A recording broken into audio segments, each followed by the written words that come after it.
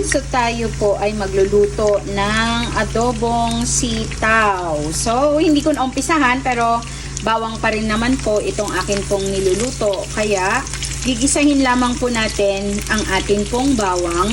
Yan po ay crush lang, no? Pinitpit lang po na bawang. Hindi ko na po yan niliit-liit sapagkat ito naman po ay adobo. Pero, ito po ay wala ng balat. Walang balat na bawang. Ayan. So, una, syempre, gigisahin lamang po natin ang atin pong bawang hanggang sa maging brown.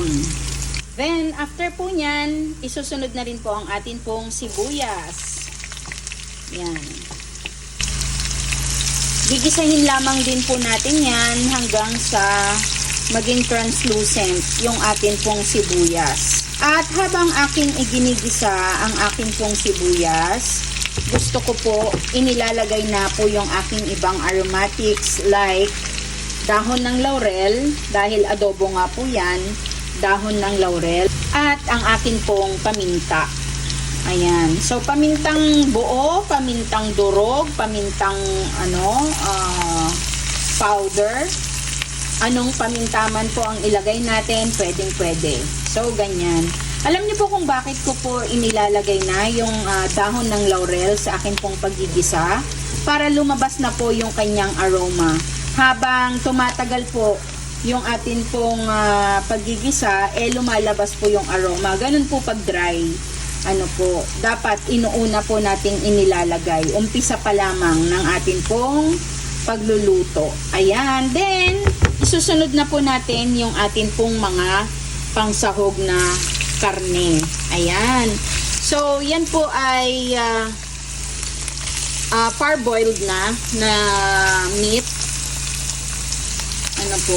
Sabihin ng parboil ay pinakuloan ko na po siya, pero hindi pa siya totally malambot. Ayan.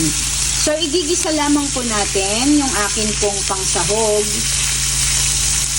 na mga pork. Ayan, isasangkot siya lamang po natin yan. Hanggang sa medyo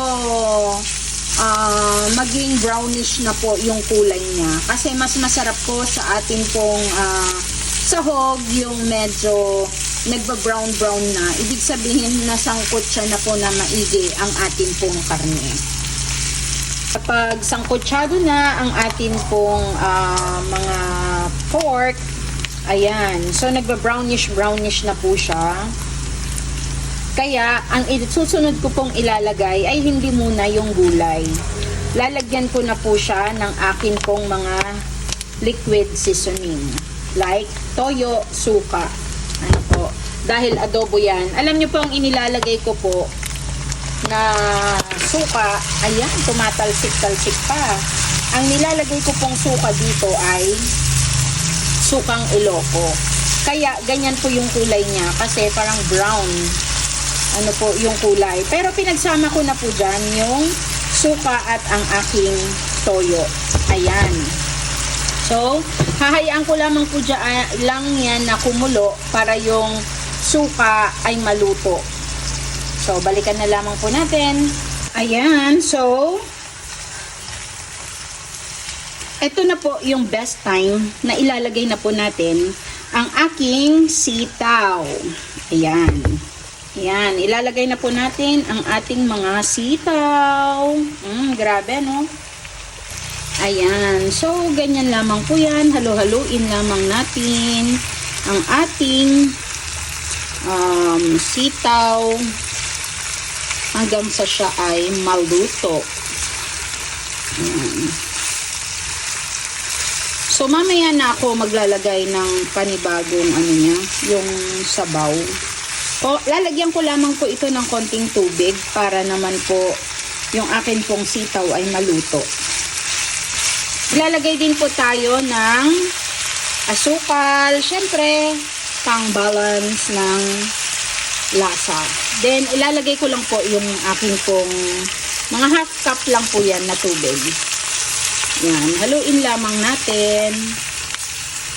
At kapag medyo malambot-lambot na ang ating pong sitaw, titikman lang po natin yung kanyang lasa. Ayan. So, ito ay tatakpan muna natin pansamantala.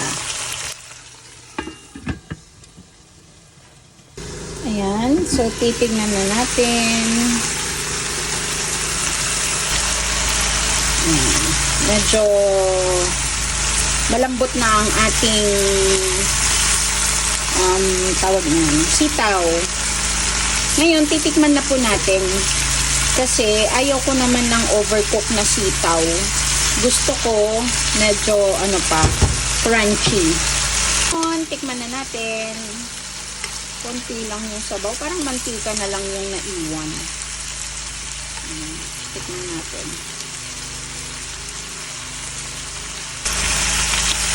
Medyo matabang po siya. Kaya, dadagdagan ko pa siya ng konting toyo.